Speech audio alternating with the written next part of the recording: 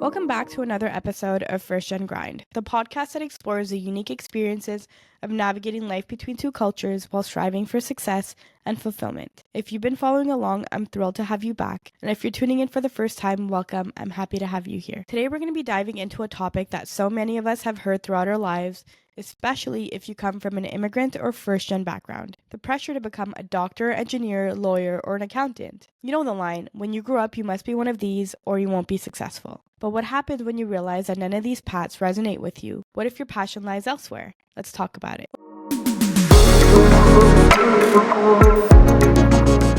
Let's go back to childhood for a moment. Think about it. Growing up, many of us were told to be successful in life, we had to follow one of the few prescribed career paths: doctor, engineer, lawyer, or an accountant.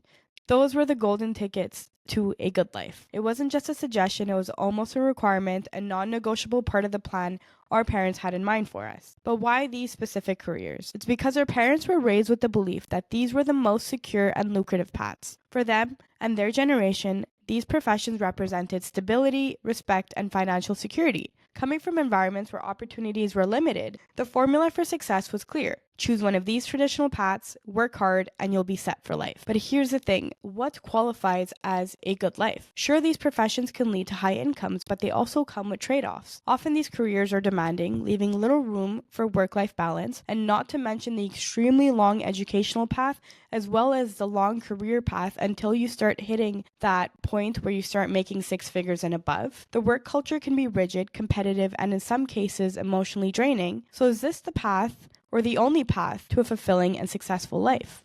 For me, it became clear early on that these traditional paths weren't for me.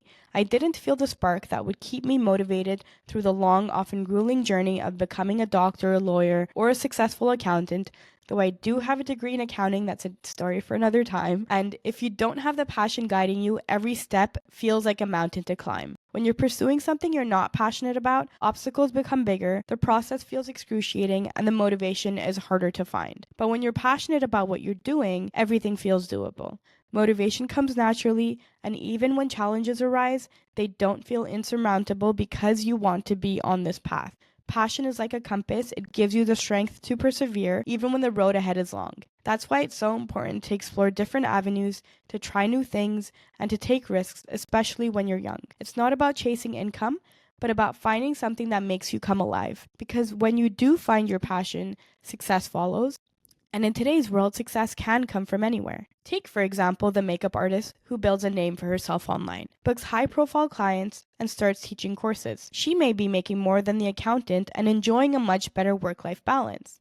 It's a perfect example of how, with the right tools and the mindset, almost any career path can lead to financial success if you're passionate about it. The key is to think outside of the box. The world we live in today is evolving rapidly, and new career opportunities are emerging all the time. Whether it's through a trade, starting your own business, or jumping into an entirely new field, there are so many ways to build a solid, high-income life without following the traditional routes that our parents were taught. But if that's where your passion lies, then all the power to you. Personally, I do regret not giving myself the space to try things when I was younger.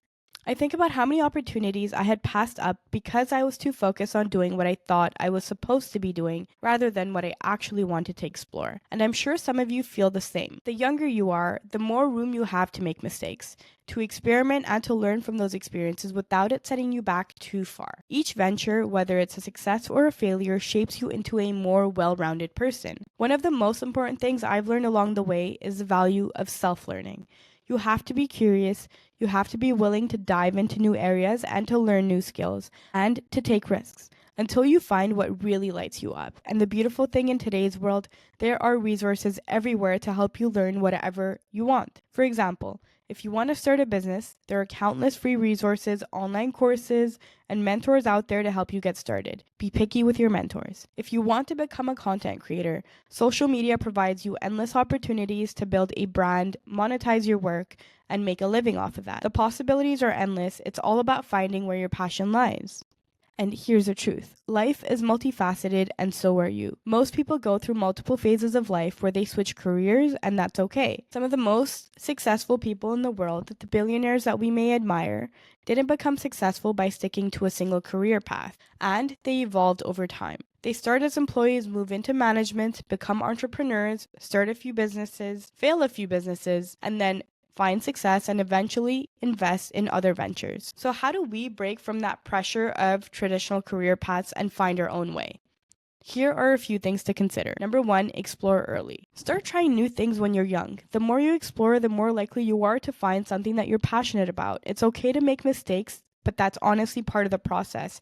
You have to make mistakes to be able to identify what works, what doesn't work for you. Some people, their passion is super easy to find, and others it requires so much exploration, but you have to start sooner rather than later so that you can eventually stumble across it. Next, take risks. Don't be afraid to step outside the box and try something unconventional. Whether it's a trade, starting a business, or pursuing a new job title, the key is to follow your interests and see where they lead. Next, I honestly think this is the most important one. This is the make or break of if you're going to be successful in life, if you're going to achieve your goals, if you're going to achieve everything that you've ever wanted. It's this step, and it's keep learning. Self-learning is one of the most powerful tools you have. Be eager to pick up new skills and don't stop learning, no matter what stage of life you're in. And when I say self-learning or keep learning, I'm not saying go and enroll yourself back into school. I mean, be willing to learn how things are done.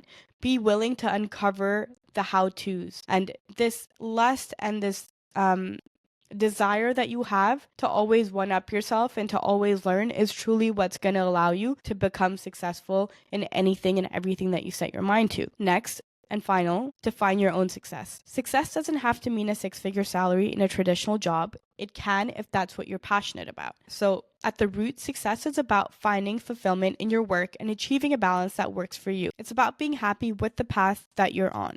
At the end of the day, you don't have to follow the traditional path to be successful. You can thrive in ways that your parents never imagined, and it starts by finding where your passion lies. The way I say in a way that your parents never imagined. The reason I say that is because every year, every 5 years, every decade, there are so many new career paths and new paths to success that are just born that aren't in the knowledge of our parents because they're not actively looking for a job or trying to redefine their career. Oftentimes they're retired by now. And so it's really up to you to start to figure that out. And likely they won't know about a ton of the paths that are out there. And you can take their advice, and you should take their advice, but always with a grain of salt so that you can always go use those underlying values, but figure out the path yourself. Just remember that the world is full of opportunities. You have to be willing to try new things. You have to be willing to face failure and know that failure is not just the end of the story. It's just one way not to do the thing you're trying to do, and just pivot and try another way until you reach success if that's where your passion lies. But unless you try, you don't know if your passion lies in it. Unless you try, you don't know if it could be lucrative for you. And unless you try, you don't know if you're going to enjoy it and if it's going to be your successful path. So all that to say, don't stop trying new things, and don't be stuck in that analysis paralysis phase where you are doing so much research and you are now stuck in analyzing which is the best path forward that you can't move forward because there's just so much research you could do and there's so much you can inquire before you actually action it. So analysis paralysis happens when you are so deep in that preparing phase that you don't actually get to the doing phase. It's good to prepare, it's good to do your research, but don't overdo it. There's a lot that you'll learn along the way. So just do what research you need to do step 1 and then figure everything out along the way. Thank you so much for joining me on today's episode of First Gen Grind. I hope this conversation has inspired you to explore new possibilities and rethink what success means for you. If you've got a story to share, or if there's a topic you'd like me to cover in future episodes, please reach out.